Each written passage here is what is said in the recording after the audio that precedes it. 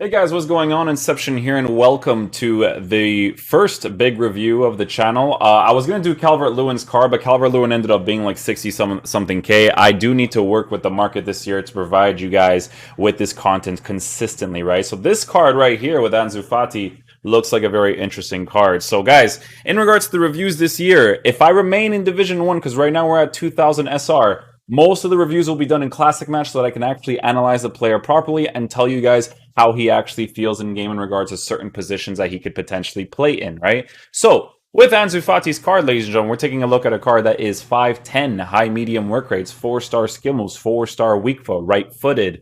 In regards to his in-game player traits, he does have the outside foot shot trait, so to be honest, using him on the right side, with that being a thing, could be a very, very beneficial thing that could actually help us out a lot. But I do want to try him out on the left side first, just to see what's popping with the card. In regards to his in-games, guys, he's got 96 acceleration, 93 sprint speed. Shooting's got 80 attacking positioning with 88 finishing, 79 shot power, 82 long shots with 80 composure. So with this card, the important thing, I think, is obviously going to be boosting his finishing as much as possible, as well as his dribbling, so he can feel like an agile monster on the pitch, right? That's going to be the most important thing for this card. His base card stats for passing look fantastic. It's not necessarily something that you have to improve on the card. He looks really good in regards to that for base card stats. Dribbling, he's got 98 agility, 90 balance with 80 composure. 80 composure, I feel like this year is significantly better than it was in previous years. Now, obviously, the fact that he has the 4-star weak foot, better finishing, good enough composure. Well, not good enough. It's always nice to have more, but 80 composure. This card should be an absolute monster on the pitch. In regards to how we are going to be lined up with the team, don't worry about the chemistry of the squad. This is just a team that I put together just to use him for now. We are going to be trying him out in different ways, right? So the main one that I obviously want to use with this card in the team is going to be the 4-2-3-1. That's like the basic formation to start off with, just to see what the characteristics of the player are like, right? So we're going to be playing him in the striker position this time. Because I just want to see what he's going to play like there. Porto will move off to the sides. Munir will have playing in the cam position with Quincy Promes off to the side. In regards to tactics, we'll have it based off of... I would honestly say we'll leave it like this, but there's going to be an important thing that we're going to try out. So because he's the striker, I want to see what he's going to be like on the drift wide. The drift wide mechanic, which is... this one right here. So drift wide and get in behind. The reason why I like drift wide, get in behind is because there's a certain attacking AI that you actually do in this game where your striker moves to the side, but then the person in the middle, if smart enough, and Porto is really, really good at doing this, once he makes that pass, he makes that instant run into the middle to utilize empty space, right? So I think it's going to be very important for myself to use in regards to how the players are going to potentially perform in the game. Now, we're going to have these guys on stay back while attacking cover center, stay back while attacking over center.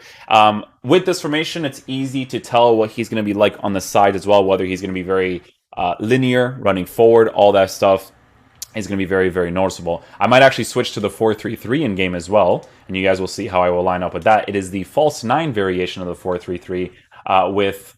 Quincy Promes would have to be replaced with Porto, and then Fred. I actually kind of like Fred on the right side instead because he's a 4-star player. Kind of works really nicely this year. But this time we'll have Ansu Fati playing on the side. We are not going to put the come short instruction on the card. No come short.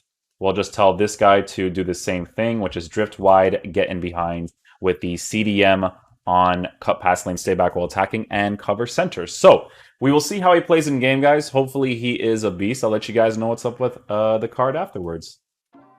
Okay, guys, so we found a guy that's using like a Liga Santander team. Okay, it should be okay to try it against.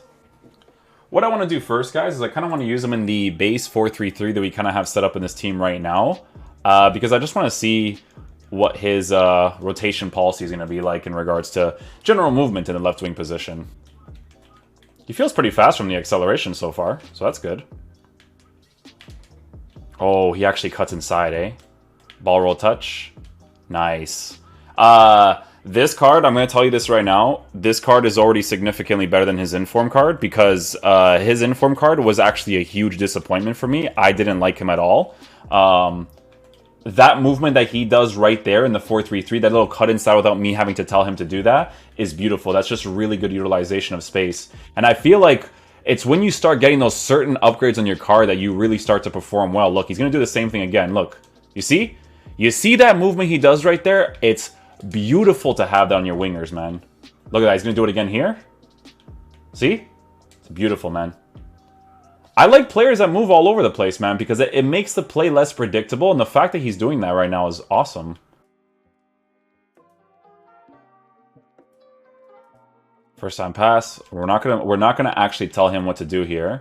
Moves into the middle. It's actually kind of nice that he does that. In that situation, because he makes that run, I can actually probably do a through ball to that player there. Do you see the space quickly? He does. He does see the space quickly. I like his movement, guys. In the wing, it's nice. Look again. I'm not triggering anything with him, guys. He's just super aggressive in regards to going into the play right away. That was Quincy Promi's making that run, actually. I want to see how he's going to play in the 4-2-3-1 this time. Because in the 4-3-3 so far, guys, I like that he's always cutting inside. Again, it makes the play less predictable. It's exactly what you want your wingers to do. You can see that I don't have any instructions set on him. I'm telling you guys this right now. When I used him before in like a 4-2-3-1, he kept making these forward runs only, and his attacking AI just wasn't really good enough. Now, don't get me wrong. It would be super nice if he had a five-star skill move capability, but I mean, the card's really nice in the wing. So I want to try him out in the striker position this time. So we'll switch to our defensive tactics. That ball roll touch, good positioning by Portu. Portu's a great player, man. Really, really good.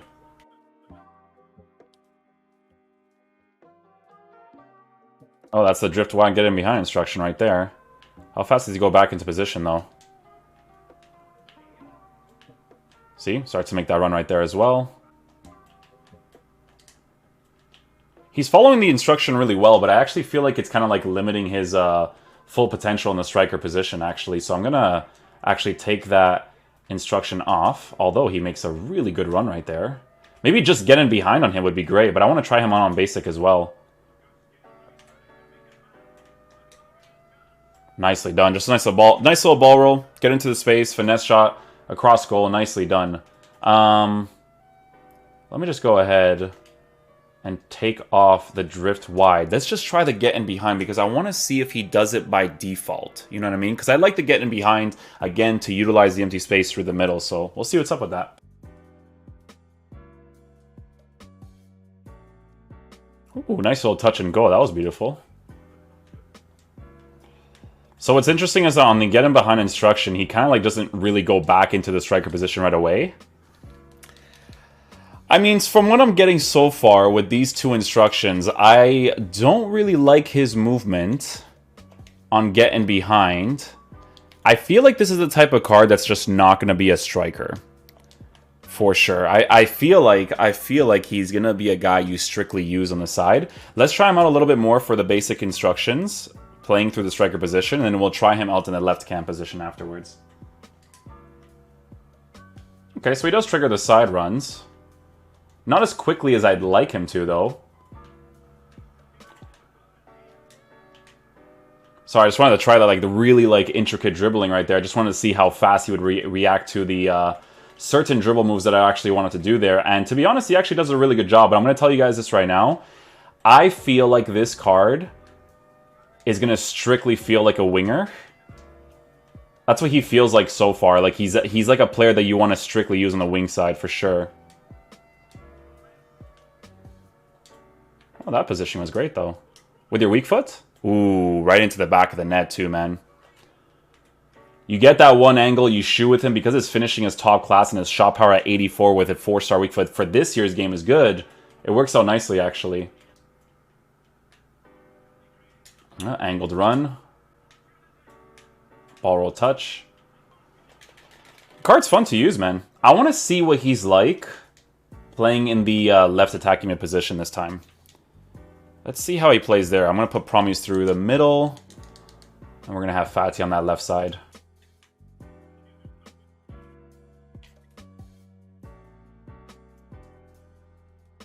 Ooh, Ooh, almost got that little acceleration from that roulette right there.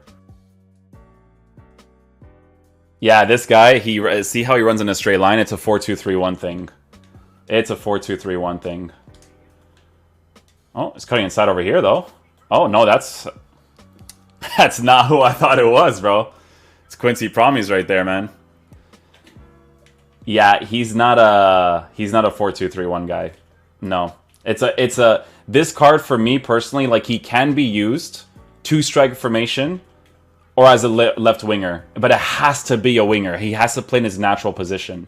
All right, guys, so final verdict on the Ansu Fati card. So, in my opinion, you do this card if you want to strictly use him as a left winger. If you're the 4-3-3 type of guy, false 9, regular with the 3 center mids, or, you know, the 2 center mids CDM, or even a 4-3-2-1, you're looking at a card that can actually play that specific position really well. Now, he can play the striker position in an okay manner, but you can notice that when he's on the pitch, his movement is not really meant for striker. It's more meant for the left side, right? Now, this year it's very different with the left attacking mids and the left wings. It's not the same as last year. This is something that I was noticing really quickly.